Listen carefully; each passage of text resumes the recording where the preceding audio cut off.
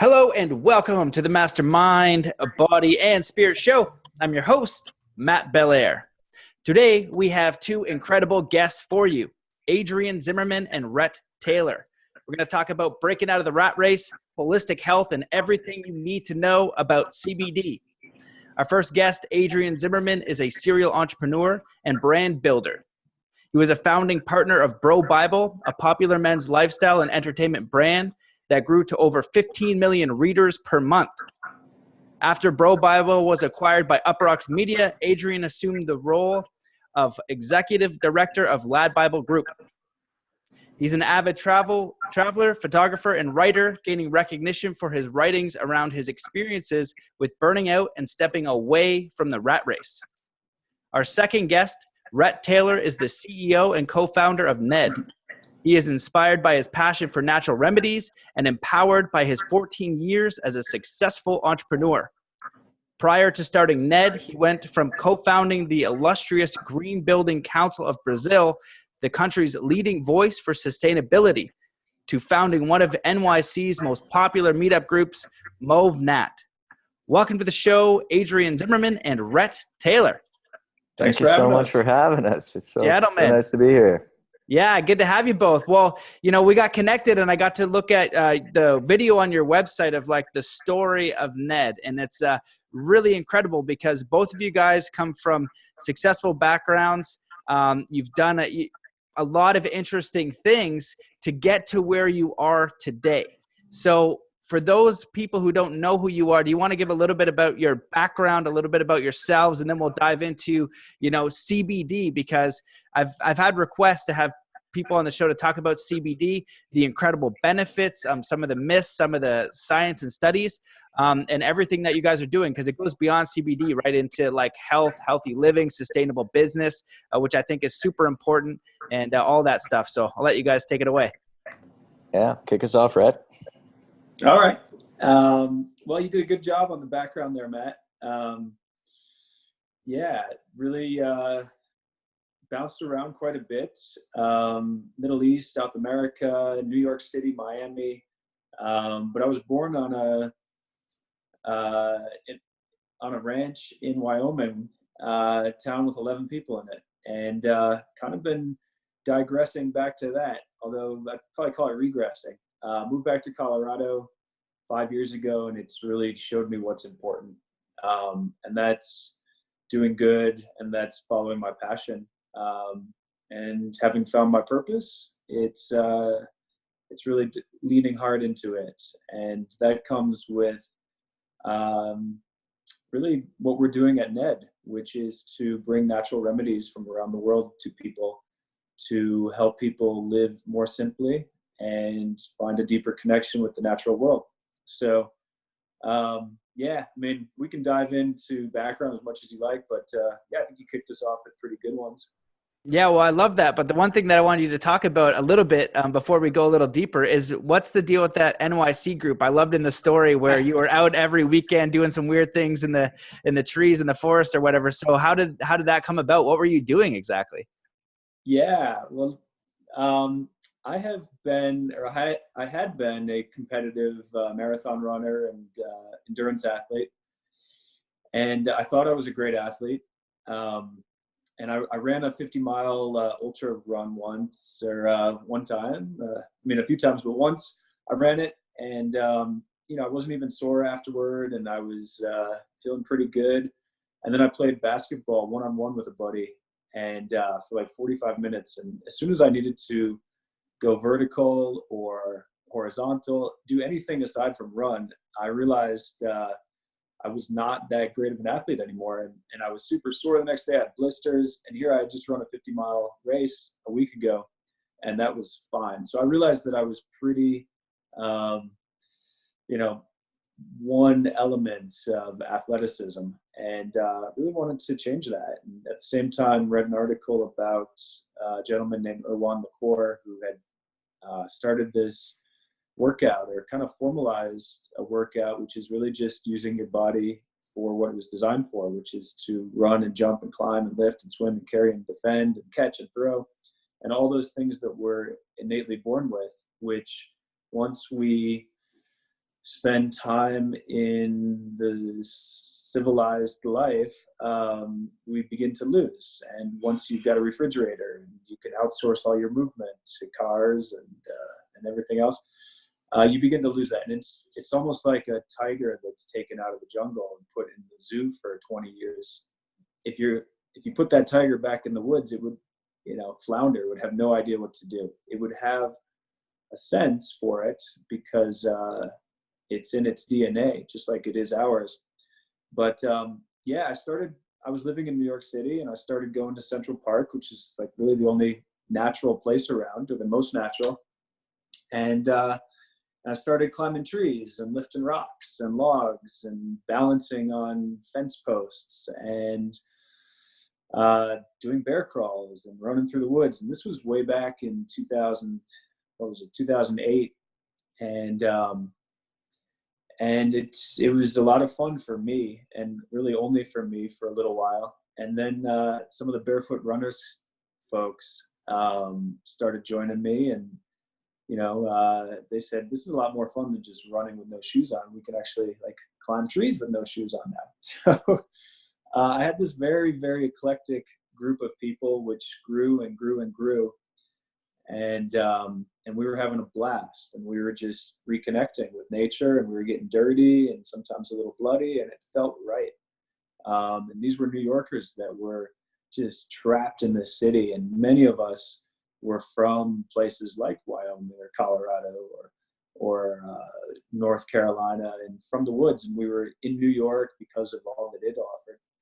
But we craved nature. We craved that connection and movement, and it just really took off because that craving was so deep.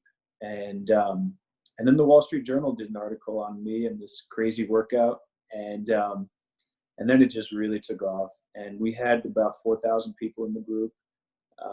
It was the most popular meetup group in New York for quite some time, and probably about 7,000 people came through it. And I got to meet a cross-section of New Yorkers, from hedge fund managers to bus drivers, from super fit to super unfit. And it was geared so that it really appealed and worked for everyone. Uh-oh.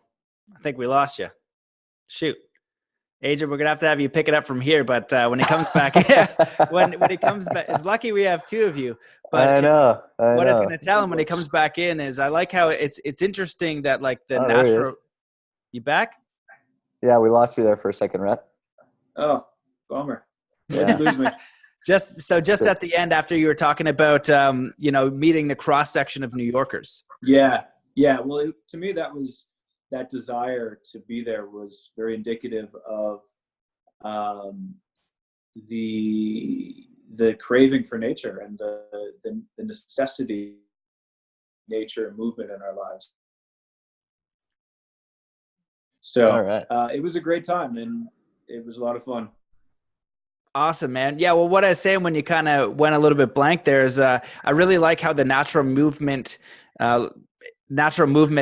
is progressing, because it's interesting, like just how babies squat. We're supposed to be able to sit. That's supposed to be a resting position, but we get so what is it called? Sedimentary? Is that right? Mm-hmm. Sedentary. Sure. Sedentary. That's it. Thanks, man. But we go to an office, and that's why they're starting to have stand-up desks and things like that. And the way we live is completely unnatural. And they even have what's called in China forest bathing. It means go out to the forest, and the forest will be a natural remedy, which makes sense because we're so unnatural now in the way we live. And it's fun. I was training Shokai last year with a Native American elder, and a lot of it was like outside weather, just rolling in the ground, muddy, all these different elements. And I hadn't spent so much time in the rain since I'd been a kid, because when the rain comes out, you don't go outside. And if you do, you got the umbrella, and you're like, it's like acid rain, right? But just embracing the elements and embracing the outdoors is a important element of just existing that I think that we forget about. So, yeah, man, that's really cool. So, Adriaan, why don't you give us a little about your background too, because a little bit of a different story, but really powerful. Yeah, different, but same in a way, because I was suffering from the same things that Rhett was just describing. I was living in New York City and, spent 8 to 10 hours a day in front of a computer and in meetings and having meetings over drinks and then dinners and then get home and wake up and do it all over again. And that became my life. And, I had spent years in other big cities and, by the time I was, in my early 30s, I'd completely been disconnected from nature and from movement and from a very natural way of being. So, where can I pick this up? I mean, let's just go all the way to when I was, in my early 30s, and I had been living in New York at that point for about 8.5 years, and really checked off all these boxes I had set out to achieve in my 20s, and found myself on the back end of it living the life I thought I wanted, which was bachelor pad and, weekend getaways and shiny toys and cool job and, a quote unquote reputation. But I was miserable, and I would remember waking up and just sitting there in my apartment, just like numb and not wanting to go to the office, and just like sitting there staring at my stack of emails and like just being like, oh my gosh, like this can't be it. Like this is not like a life I want to be living. And, without having that awareness that Rhett did, I just suffered and I didn't have an outlet for it. And, so I got to a point where I was like, okay, I need to change something. So I ended up moving out to the UK and thinking, oh, it's definitely the place. It's not the person. Like, I got this, like, I'm good. And so I made this big move out to the UK. It was great for about a month. Change of scenery, new country, it was kind of exciting for a minute. And then I just started waking up with that same feeling of like, my God, my life is not my own. And time is just slipping through my fingers. And I just suppressed it as best I could. And arguably the UK was a worse place to be than New York. It was just like the nutrition there, especially up in the north. I was up in Manchester, was not nourishing my body. And it just eventually culminated to a point where I was just on this like brink without really knowing it. And it all erupted one day. I was presenting to my company during a quarterly review, and I was sitting in a leadership position at this company, and halfway through just had this full-blown panic attack, and my throat tightened and my voice went and my hands were shaking, and I had never experienced an anxiety attack before, and was just beside myself trying to figure out like what just happened. And the next day I had another panic attack walking in the boardroom, which used to really be my like domain. And then I broke out in shingles, which is now a physical manifestation of all this stuff that now surpassed this emotional and psychological level. So within 2 weeks of that moment, I was kicked out of the company. I was pushed out the door, and it was a really scary time to reconcile what that meant, because so much of the last 10 years of my life had become consumed by this like work self, this identity that I thought really mattered.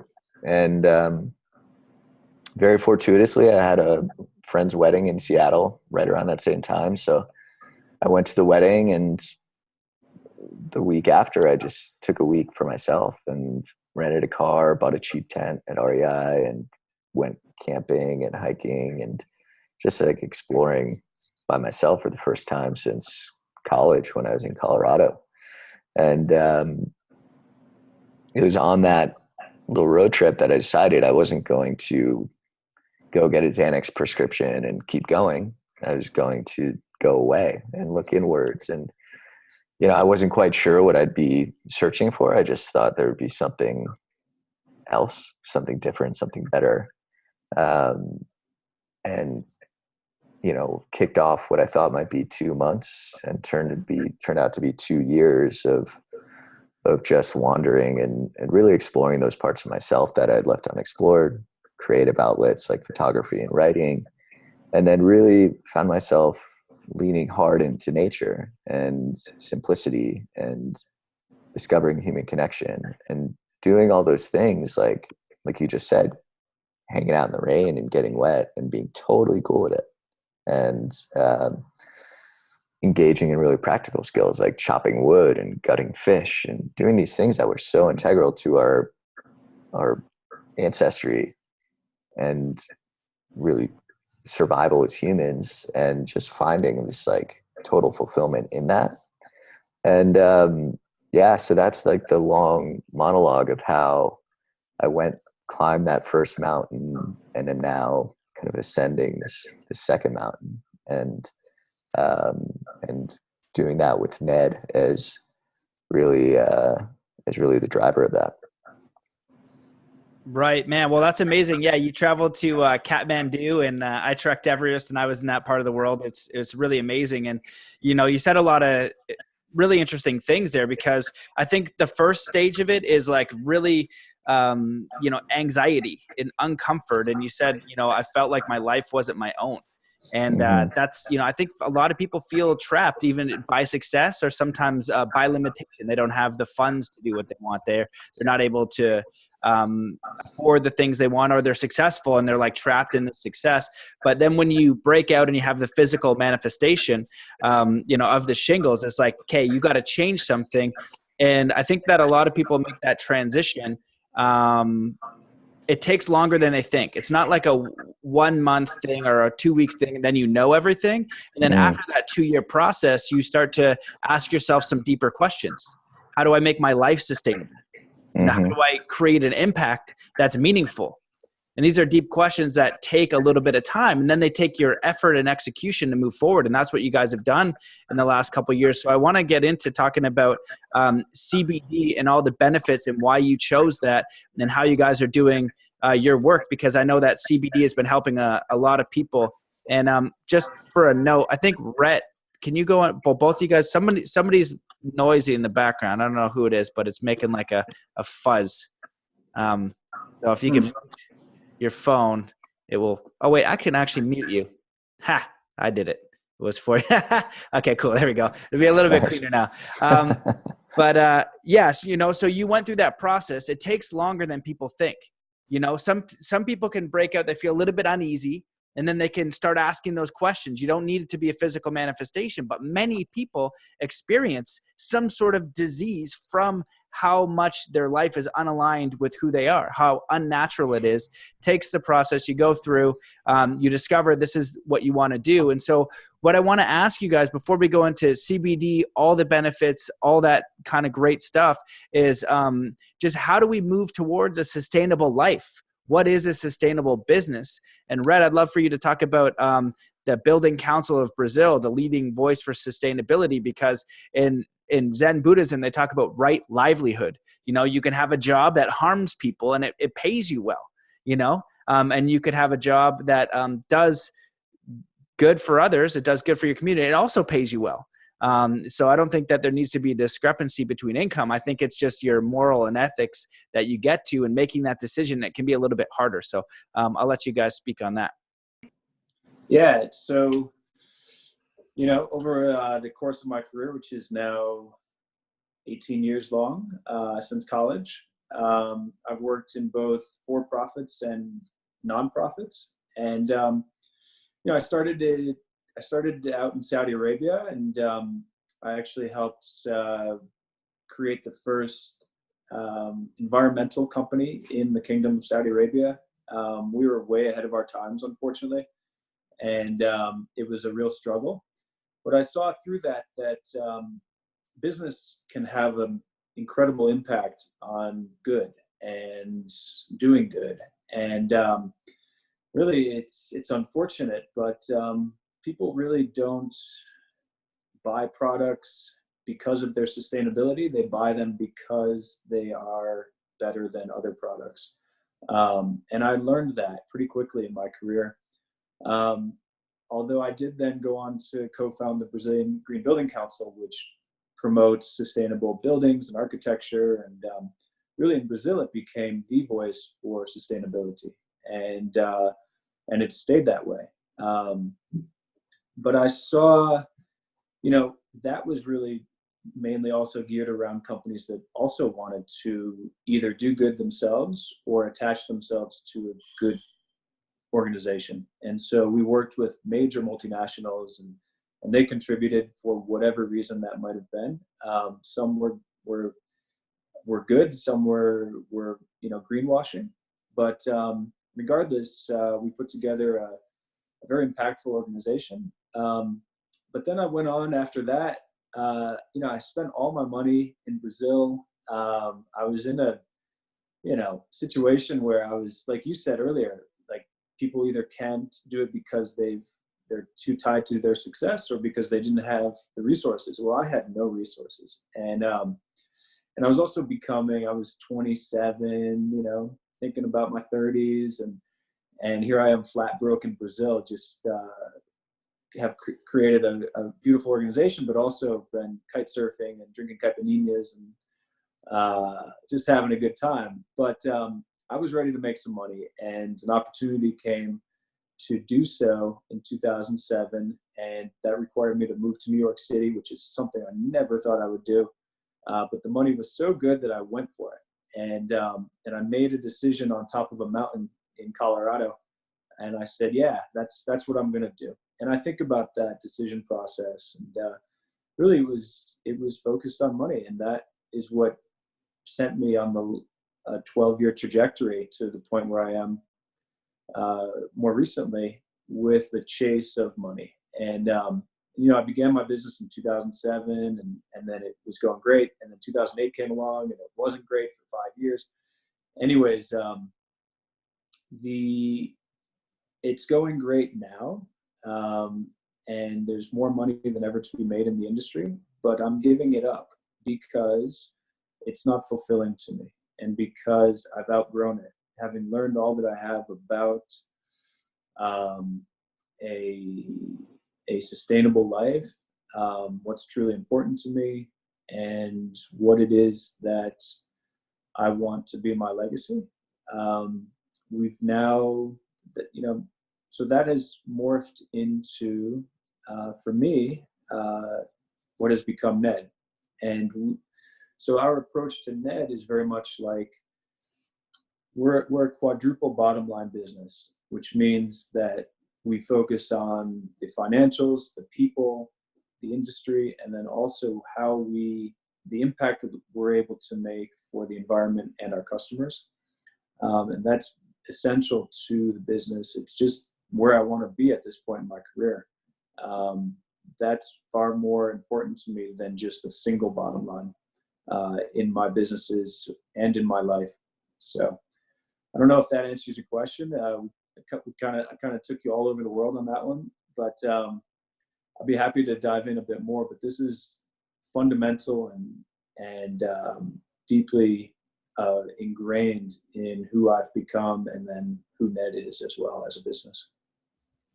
Yeah, well, I think you shared a little bit in there, and I think it was in the details, like when you talked about, I was talking about the key to sustainable living. And for you, when you're going through there, what I heard was just finding your values. It's like, what's important to me? What do I want to do? And taking the time to go through that. And I think that the process that we all go through, whether it's money because we need to eat, it becomes in phases. It's a building blocks, like I sold cars so I could travel the world. I don't want to sell cars forever, but I could make decent money at it, trying to get you a ride. My boss would always give me crap because he would give me the numbers as a process. You got to get the numbers, give it to the person, you shut up, right, for sales. I was always going back to the manager, giving them the story about how it was like a single income and we need to cut the price and this is too much because I know how much we have for the car. He's just like, get mad at me. He's just like, you're always giving me their story. You're supposed to get the money. I was like, I can't do it, man. I was just like, let's get him the car. So, obviously not a long-term ideal scenario for me, or the company anyways. But I needed to make that money and I learned the skills, but we have to redefine or at least take that time to think about what's important to us. And then I like how you talked about the quadruple bottom line. And I think that's the element of a sustainable business for young entrepreneurs going for that. And ideally in the future, we make that more common. We need more businesses and more leaders talking about, how you make ethical business, how it's contributing to others, how you're going through the process. We need that for the planet. So maybe Adriaan, you can chime in and like what it is for you to maybe live a sustainable life as an individual with all the chaos of needing to make money and move forward, but also for young entrepreneurs wanting to start a business and what they can keep in mind, because, I think that we kind of glossed over it, but you two are very successful people with very successful backgrounds. Like LADbible's massive. You've grown, been entrepreneurship for 15 years, growing a company, now leaving it at the peak of what it could be financially. And that, there's a lot of learning there. And I think a lot of young people want to learn how to create a business. And I think if we can teach them the ethics with sustainability, they're going to have more success and also more fulfillment. Yeah. So I, like Rhett, early in my career, I was in this sustainable space. I was working out in Hong Kong for a venture capital fund that was investing in clean tech and sustainable development. And, there was this it was this notion of doing well by doing good. But I don't think I ever really understood that. Like Rhett, we were before our time. And I don't think I embodied it because I didn't have a sense of self-sustainability, and I think sustainability in any capacity, whether it's business or life, really starts with self and really finding a way to find honesty with yourself and really listen to those things inside you that are guiding you. And, I think my whole burnout and that whole experience really stemmed from not listening to myself, not listening to that need for something else, because I was consumed with this idea of creating a life that I thought I wanted, or I was being told that I should live. And I ignored all those cues. So I think the idea of self-honesty has been really powerful for me, to figure out a way to continue to listen and tune in and see what it is that I want. And when I'm honest with myself, I find myself being much more honest with other people. And honesty with other people leads to things like vulnerability. And those are the things that allow for human connection. And a lot of my time away really got down to this idea of basic human needs. And I think if we have food, water, shelter, and human connection, then that's really all we need to live and to be happy. And so that's really where my lens started to change in the way I approach my life, and the way we're approaching Ned, is that, we don't need to make the quick buck. We don't need to take shortcuts and do things that aren't quite sound with ourselves and our ethos, just in order to, build up this house of cards. Like, what we've been able to apply to the business is this true sense of honesty. And it's translated into transparency with the way we operate our business. It's translated into, us telling stories that matter to us, which all of a sudden, lo and behold, if we're being honest about it, they matter to other people. And it's really created this foundation for a business that is solid. And it is, the foundation is still drying, really, but it's not a house of cards. It's not one of those things that could come down with, one little mishap. It's strong and sustainable, and then all the incremental pieces that we build into it, with being part of 1% for the planet, with only supporting independent farmers, to really looking after people, the people that work with us, the people who we serve, our customers, like we really put thought into all those pieces, and that's where that quadruple bottom line comes in. That's awesome, man. Well, when you're talking, what it makes me think about is maybe you guys don't know this, or know this, because I remember hearing a story about Patagonia, and they had an opportunity. Do you know what I'm talking about? It was a story about Patagonia, and I wish I knew the details, but essentially what I remember was they were in business, they were doing fine, then something happened and it required them to essentially sell out.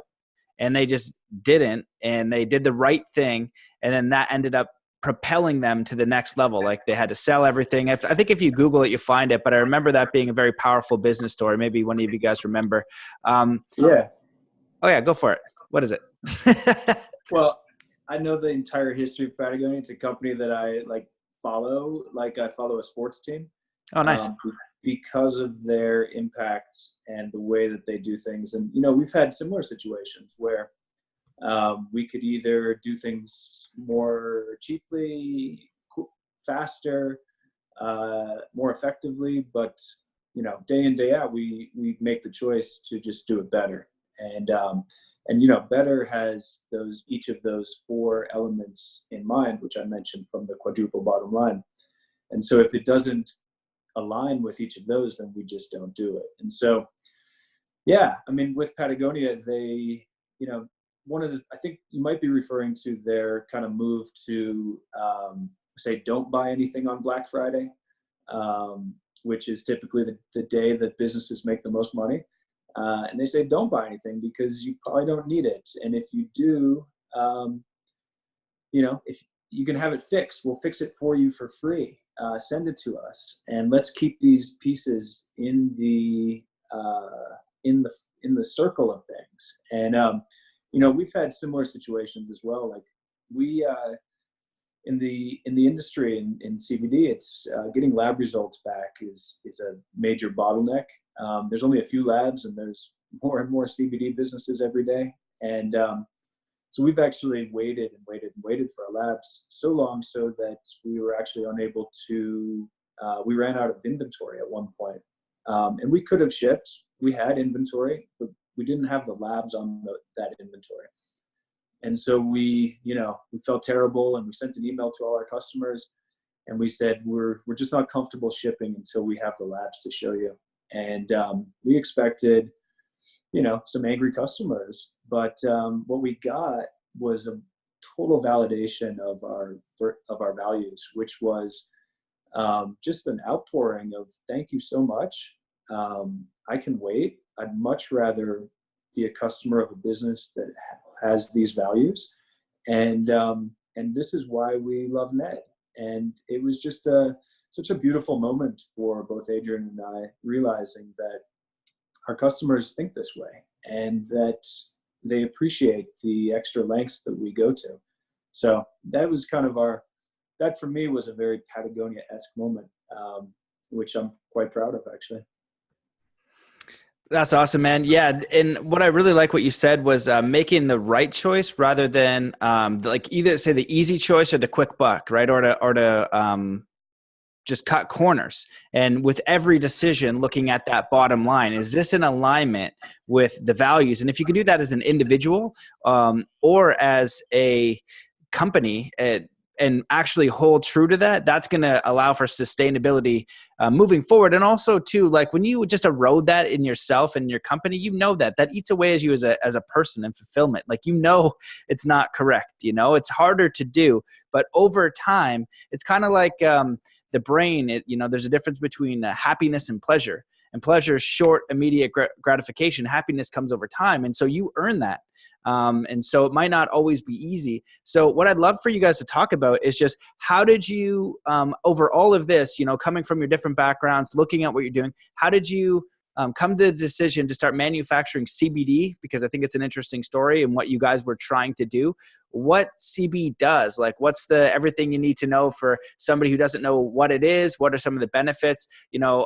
My partner has colitis. CBD has helped her immensely. I've heard a lot of accounts through cancer and really intense things. I know, Rhett, that your mother unfortunately had to go through that, and that's a huge problem. The number of people who have cancer is absurd. And so many other benefits, and just like you guys, when everything in your story is like everything's coming up CBD, I remember being in the festivals and just CBD everything. Just like, I was like, okay, tell me about it. And I really am about human optimization. What is the limit of my own potential, my body, physically, mentally, emotionally, spiritually. Lots of work to be done, but I'm always curious about what's the best thing to put in my body. What's the best practices? How do I feel more fulfilled? And I think CBD from a health front has become extremely popular for good reason, because people are getting results. So you guys would be better to speak about how you came to the idea to manufacture CBD. What are some of the benefits and what people need to know? Yeah. Well, I came to it for two reasons, really. One was to help my mom, who you mentioned, and she had breast cancer back in late 2014. And she decided she would skip radiation and just focus on battling cancer through nutrition. And that scared the crap out of me, because I wanted her to do what the doctor said. I just wanted her to do everything she could to live as long as possible, right? But she was adamant, and at that point I realized too that she really knew nothing about what it meant to battle cancer through nutrition. And I'm here in Boulder, surrounded by amazing people, many experts in nutrition and movement and positive thinking, and all the Boulder woo-woo stuff, which is great. And I went out and I did a big deep dive for her, and I learned everything I could. And one of the things that kept coming up over and over was CBD, really full spectrum hemp. So CBD plus all of the other cannabinoids. And I started buying it for my mom.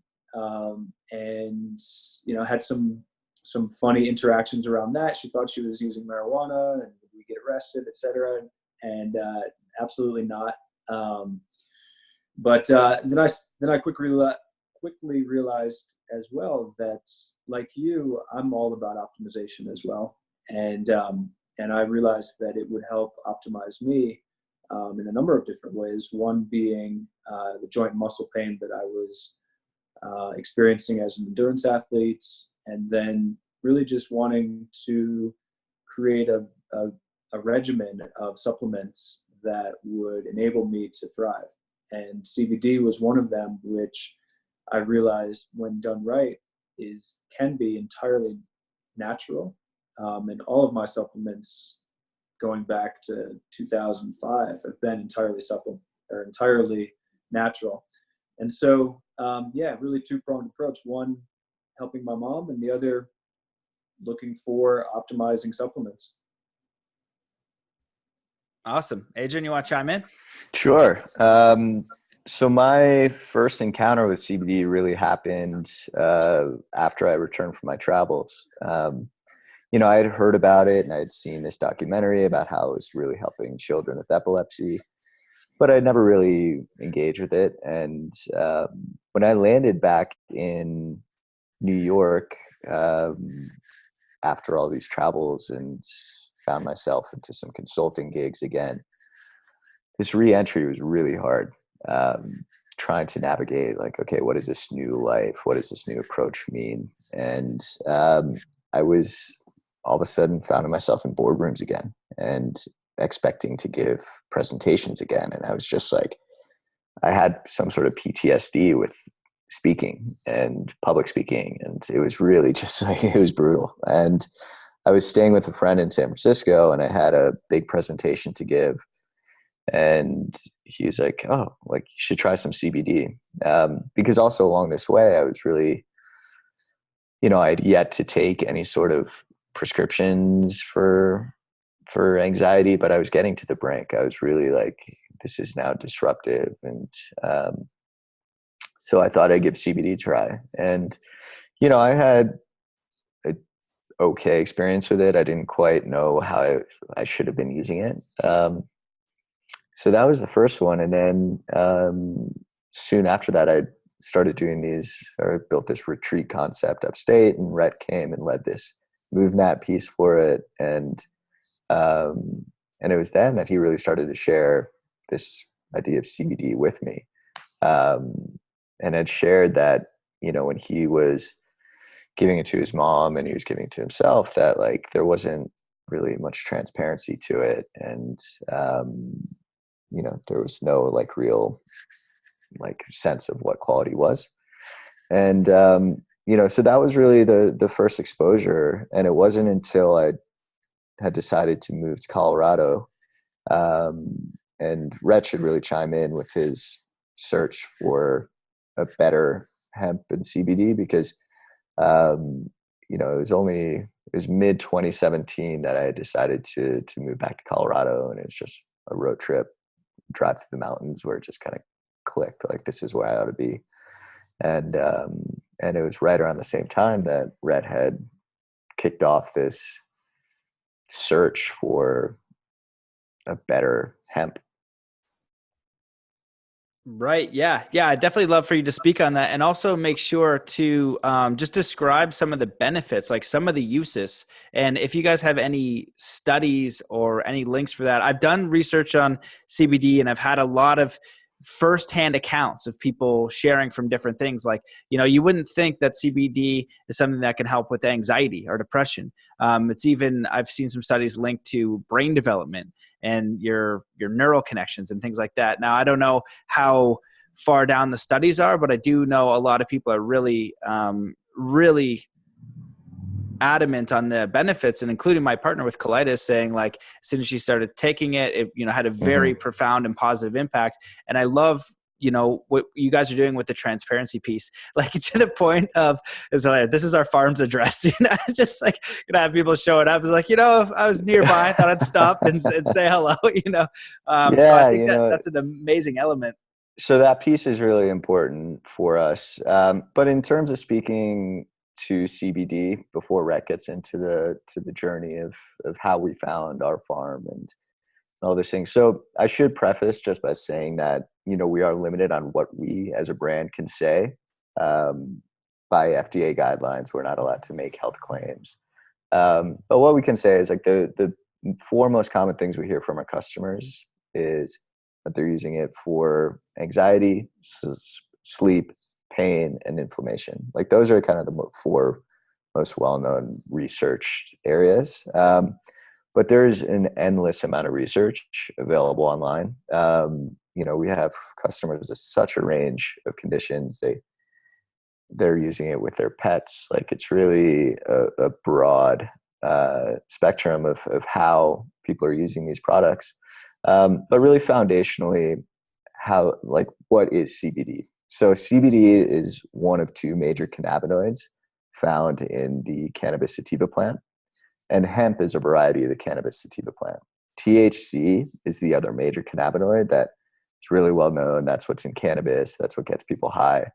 CBD is the cannabinoid that makes people well. And that's also not to discount all these other minor cannabinoids, which are things like CBC and CBG and CBN, which are all being studied now and being found to have their own unique benefits. Plus you have terpenes, which are all the aromatic features and qualities and compounds of the hemp plant. You have trichomes, which are all the crystals and hairs that you see on hemp flowers or buds, as they're commonly known. And then you have flavonoids, which are yet another part of what we call full spectrum hemp. So we don't call our product CBD because we have the full spectrum of cannabinoids, terpenes, trichomes, flavonoids in our product. 85% of it is made up of CBD, and it is the major compound. But just to kind of demystify why we don't call our product CBD. And secondly, we're actually not allowed to.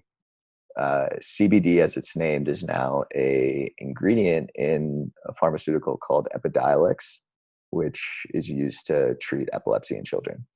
And so due to FDA guidelines, companies that are not pharmaceutical companies are not allowed to call their products CBD. So all those companies that are calling their products CBD this, CBD that are actually an FDA violation. So it's one of those little red flags that we discovered early on and have, again, just chosen the right path, not the easy path.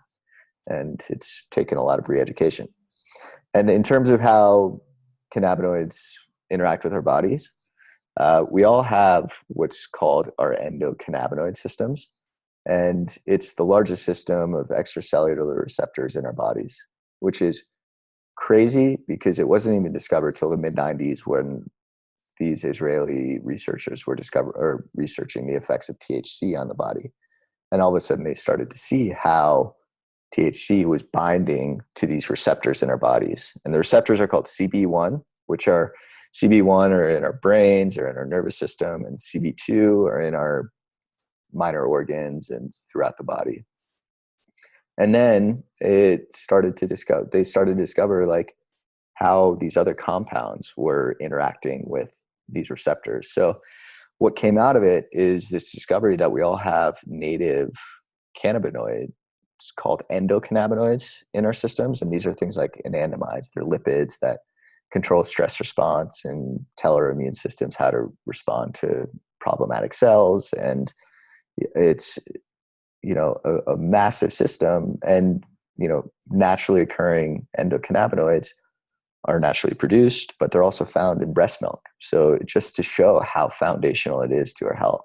So like many things, as we age or as we get off track with nutrition, we become deficient of endocannabinoids. And when we become deficient of endocannabinoids, things all of a sudden come out of balance because the endocannabinoid system is responsible for really holding homeostasis in every single biological system in our bodies. So when that comes out of balance, we become inflamed, and then inflammation leads to a whole host of other conditions that, it seems to be behind almost everything. So by supplementing our bodies with phytocannabinoids, which are plant-based cannabinoids, we're in essence nourishing that endocannabinoid system and allowing things to come back into balance. And when things come back into balance, that's when we feel better and we live better. Awesome. Very well put. I'm glad you did that. Well, I'm glad you brought that up too, because I was at Contact in the Desert maybe 2 years ago when I was talking to a doctor, and he was developing all of these different things around CBD and how it can, be absorbed into the body better. And he was describing to me how they're not all made equal. He was describing some of the distinctions that you just shared right there. Like you don't just go off the shelf and pick it up. But also the important discovery of the endocannabinoid system and how we just discovered it a little while ago, which is so interesting. And, I think the big thing here is one, it's natural. Two, maybe you guys can speak on this, but I think the side effects are very minimal, if not non-existent, but you need to try it. It's different for everybody. So we don't want to make any claims. But what is certain is that pharmaceuticals is a multi-billion-dollar business, and that is a very great structure for the membership business model. These are not cures. These are just come back every month and refill this in, and then all of a sudden you've got all these side effects. Now, sometimes you do need pharmaceuticals, not to say that you might not need them, go to the drugstore, get what you need. However, exploring other alternatives that might be as good, not addictive, because, that is a very huge industry. And whatever you ingest in your body, I forget what is it called? But basically we get the choice to put things in our body. It's a closed system until we say, hey, come on in. Do you want a cheeseburger? Do you want a carrot? Do you want CBD? Do you want alcohol? It changes the structure of how your body works. So it's really important to educate yourself and to, just educate yourself on CBD. And what that does, what can it do for you if you have something else, or healthy supplements and things like that. So I think that discovery is massive in what you shared, because when I found out about that, I was like, that is very fascinating. And CBD has since then become on the rise because we're getting smarter on how we can take care of our bodies. But, to the main point at the beginning of the podcast, getting outside, going in nature, doing those things with the right ingestion is, that's really the exactly. So, and you literally just, outlined what our mission is. It's to create this better first line of defense before we need doctors and pharmaceuticals. It's this idea of plants before pills. And, if you're drinking 6 nights a week and you're drinking 6 cups of coffee a day and you're not moving and then you're taking CBD, you're shoveling snow in a blizzard. That's not going to really do you much good. There is this holistic approach. There is this idea that, okay, like there are many things we can do to feel better and live better and to avoid doctors and pharmaceuticals. But it is a matter of understanding all these things. And that's really what NET is. It's not just about selling products. We're creating this better first line of defense through our products, yes, but also through the lifestyle of our brand and through the content on our website and through the content in our newsletter and our social media. It's always talking about what are these things that we can do to feel better and live better.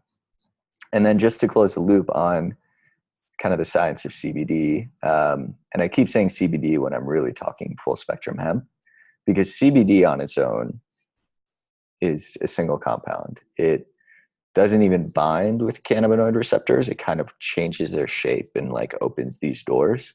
And it's the other cannabinoids that really, and the trichomes and flavonoids and all those things that really do the work. And they really, so we use this, it's called the entourage effect. And we use this rock band analogy where CBD is kind of the lead singer. It's the one that gets the glory, but, without the full band, you're not getting the full benefit. It's not maximizing the impact. So the full spectrum is really important. And we keep saying CBD, and some companies are selling just CBD isolate, and it comes from China, and it's clear, and it should never be clear, and it's just void of all the other good stuff. So that's just that last bit of education of anybody who's interested. Like really full spectrum is what you ought to be looking for. And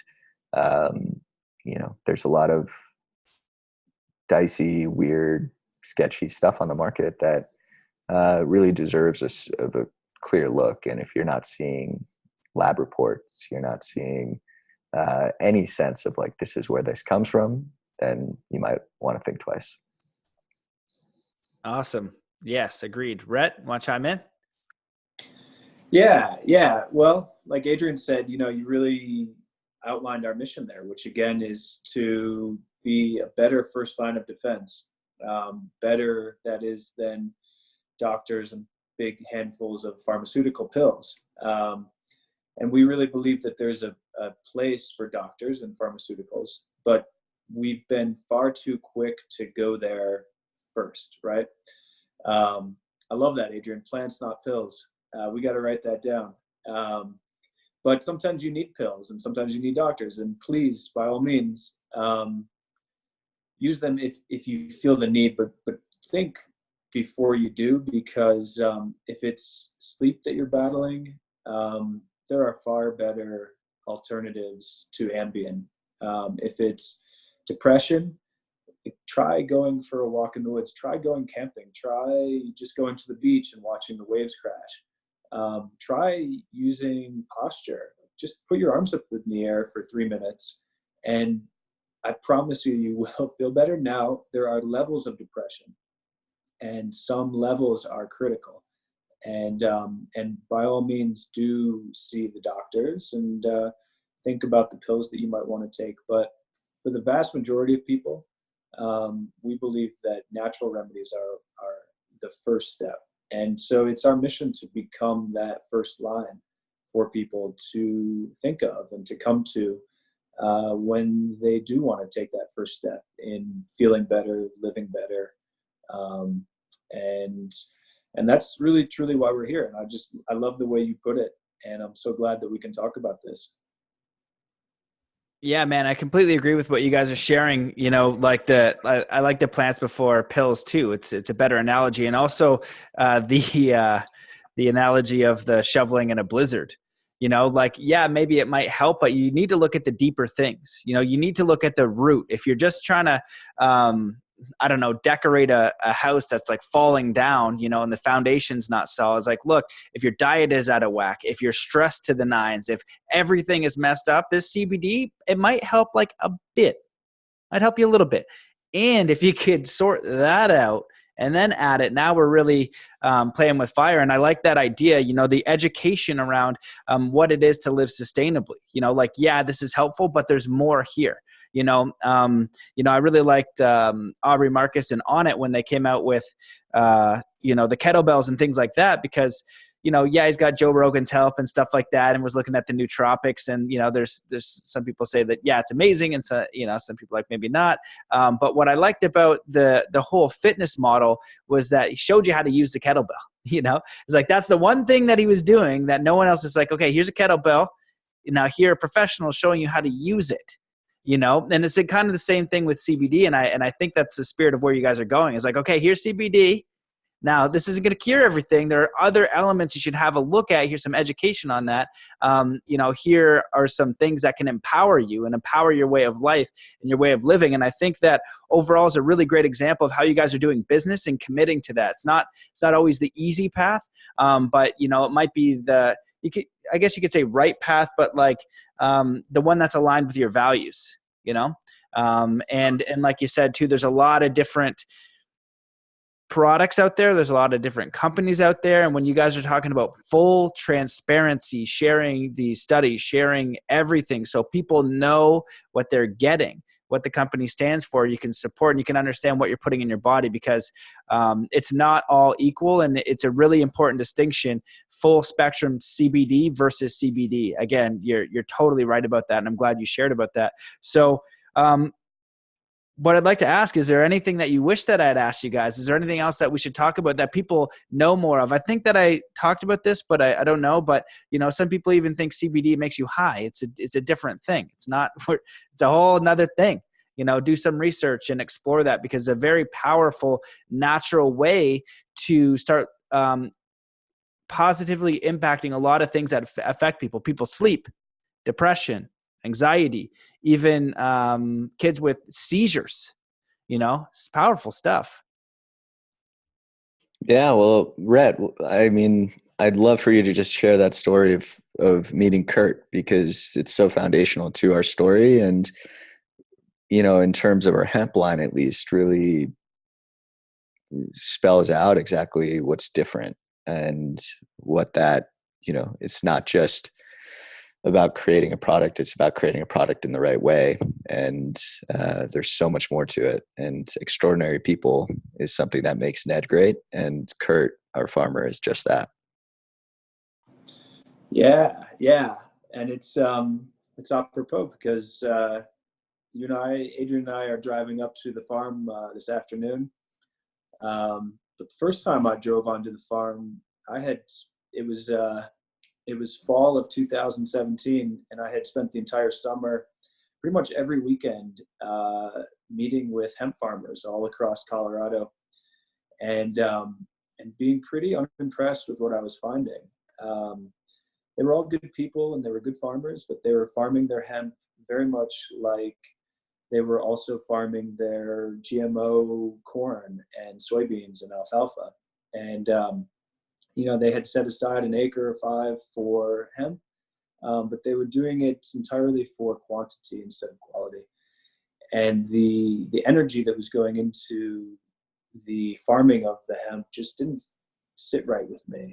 And I'm not a farming expert, or at least I wasn't then, still not, but the energy didn't feel right. And it's felt to me like kind of an understanding that this is why I'm not resonating with any of the companies that are on the market, because this is where they're getting all of their hemp. And it's no wonder they're not telling us where they're getting it from. And it's no wonder there's such a lack of transparency here, which was what I was really feeling when I was trying to purchase the best for my mom, who was battling cancer through nutrition, and for myself, who I want the best. And So I kept looking and I kept searching, and honestly, it was fun for me. I love meeting people. I love driving in the West, and so this was a good combination of those two. But I kept hearing about this sort of almost mythological farmer from a mythological place almost called Paonia, Colorado, which is among farming circles very well known for being just a tremendous place to create beautiful produce and grow just amazing fruits and vegetables, and hemp as well. Kurt was really the first hemp farmer in Paonia, but I finally connected with him through my beautiful sister, who knows pretty much everybody in Colorado who's doing something good with the land. And she put us together on this gorgeous September day with the aspens just in full color.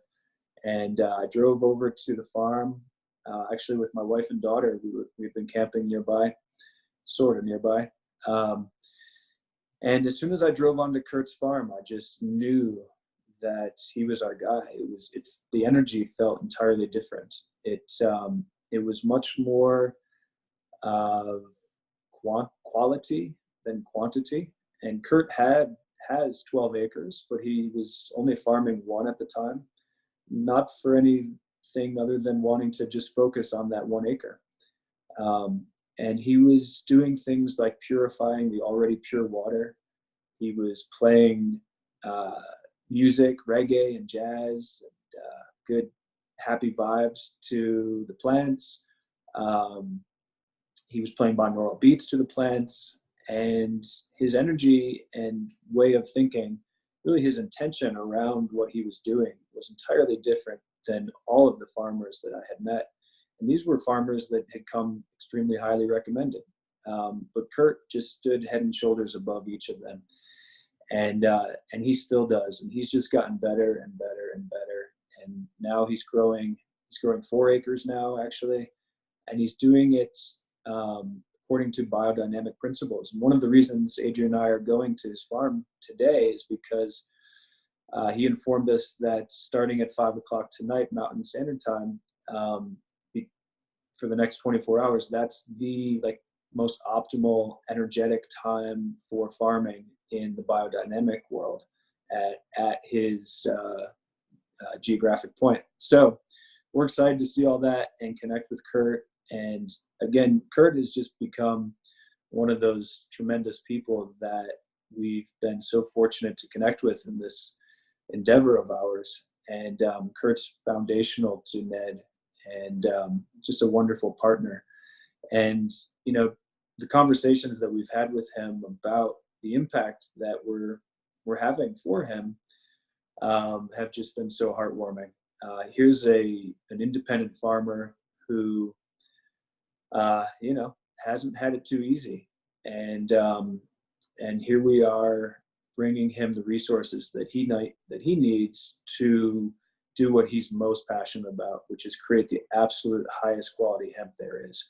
So it's another Patagonia moment where you see the vendors that you work with and you feel the energy and the good that you're doing with these independent vendors and farmers and contractors.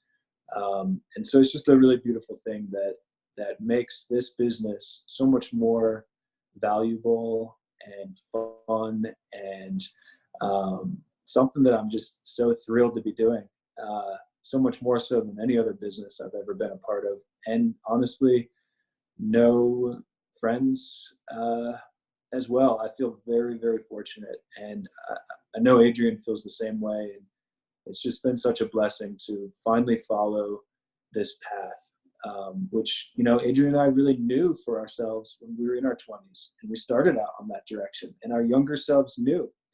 And then we got hit with all these other filters like money and prestige and things. And now we're keeping things simple, and we're going back to what's natural and simple. And that again is what resonates within the soul, what resonates within your heart.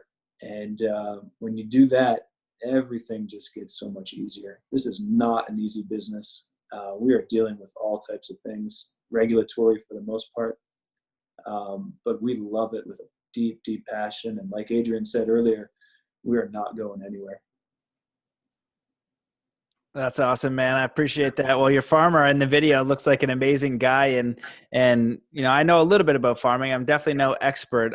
Just have some friends that do it. And I've been around to different farms and different locations. And when you're growing anything, there's so much that goes into farming.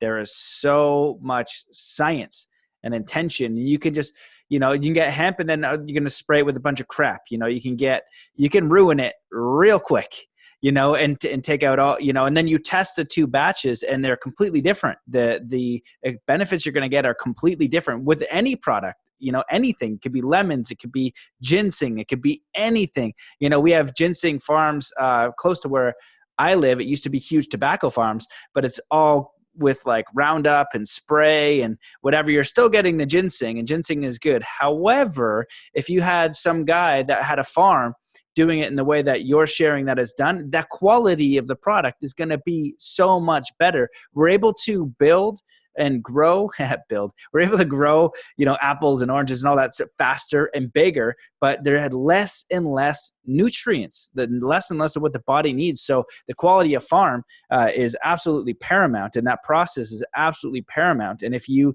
change it, like you said, some come in from China. So having that transparency, like you said, when you're doing some research on CBD or your products or anything else, looking at how that process works, that's going another layer deeper. Like in the same way that I remember when I started eating healthier, just reading the label. You know, I didn't start reading the label until I was like 27. I thought like a healthy dinner was like these packaged frozen foods with vegetables in them. It's awful. So you learn a little bit more, and the more you know, the more educated choice that you can make. So experiment, do your own research. But I love the way that you guys are doing business, and I love the transparency, and I love the intention behind it. And I'm grateful that you're not cutting corners, because we need people to show and set an example for a sustainable business model, for people to step into, like how you guys are doing it with congruence. It's just like, this is something you're passionate about. It's maybe not the easiest path, but you're passionate, you're more fulfilled, and you're looking at how you can make an impact as well as a profit with the bottom line, because you got to live and, you know, eat as well, but you can marry all those things. And that's like a puzzle that we all get an opportunity to solve. You know, and so I think that you guys are doing a great job. So I just want to ask you fellas, is there anything else that I missed that you guys want to talk about, that you want to share before we end the call? I don't think so. I think we've covered it all, and it's just been such a pleasure to be here. Really. Yeah. Well, for me too, it's important that we're able to tell our story. And so being here is just such a blessing, and just really want to thank you, Matt, for that. Yeah, if we're unable to tell our story, then we have a very steep mountain to climb. So thank you so much for giving us the platform to do so. It's crucial to getting the awareness out there, and also the educational points, which Adriaan dove into, the transparency elements, which are so important. And yeah, so really just deep gratitude to you for putting our story out there. Well, thank you, gentlemen. I appreciate it. I'm grateful for what you guys are doing, man. This is what the show is about, is just showing the example of people doing it right, you know? So I'll keep an eye on you. I'll be watching the Patagonia moments, making sure that you just weren't waiting for 8 acres. Now you got 20. It's all crap. Mm-hmm. I will find you. Just kidding. But yeah, I really appreciate what you guys are doing, and like the way you're doing it and the spirit you're doing it, because it's not easy. You know, for profit, cutting corners, doing it the easy way, making money. You know, it's easier and it's faster, and you can get the shiny thing way quicker. It's a lot harder to set an ethos and set company, mission and your principles. It's great, but to follow them all the way through when it's hard, that's the real challenge. And so I commend you guys for doing that. Make sure, where can people get a hold of you? Where can they do a little bit more research? Where can they check out some of the products and what you're doing? Yeah, they can come stop by helloned.com, and that's where we do 97% of our business. We're primarily an e-commerce business. Come stop by Meet Ned on Instagram. That's where you'll get our kind of daily tidbits of what we're thinking about nature and simplicity, and little product announcements. And I'm not sure if we talked about it, but we're more than happy to offer your listeners a discount on their first purchase. We typically just do a 15% off their first purchase, and we can figure out what that discount code is offline, and then you can share it out with your listeners. But we're just so honored to be able to connect with you and connect with those who listen to you. And more than anything, we're just happy to share the story. And if they want to come and learn more about Ned and our products, all the better. Amazing. Rhett, anything? Yeah. Check out our lab reports. That's not something you'll hear most CBD companies say, but we're incredibly proud of our lab reports, which are all over our website. And whether or not you want to buy CBD from us or others, look for those lab reports. We're very proud of the cannabinoid profile, the lack of heavy metals, the lack of pesticides present. So check out our lab reports. That's what I'll say. Yeah. Amazing. I love that. Yeah. People aren't going to say, check out the lab report, and that keeps you accountable and also allows you to track progress to see how good your product is, to make the biggest benefit, to create a higher level product. It's just like, if you go buy a steak, sorry, vegans, but like if you go buy a steak there, if you pay $50 for a steak and a certain thing, and it's like natural, you're going to get a different experience than you go get like the crappiest thing, but it's kind of like measurable. You can taste it, you can see it, you can understand it. And this thing, you're gonna need some scientific process to measure it, to understand it, so that way when you ingest it, you're getting a different experience. And I want to just thank you guys for sending out some stuff. I really appreciate it. I'm gonna try it. I've been in and out, like I've had the CBD here and there in drinks, but I'm now convinced that I need to like put it in there because I've been training a lot more skating and my knees are sore. So I want to put that in there. But my partner's going to steal what you have gifted me. So I'm going to have to order two, because the second that I found out you guys are coming on the show, she's like, wait, are they sending you some? She's like, yes. And I was like, all right, well, there that goes. So yeah, I appreciate your company's ethos and doing it right. So feel free to stay in touch. And for the discount link, thank you so much for that. I'll make sure that I put it underneath the YouTube subscription so you can find that. Check it out. And the lab reports is a really amazing thing too. So I appreciate, if you're going to do transparent business, and that's your process, you can really ensure you're getting a high quality product.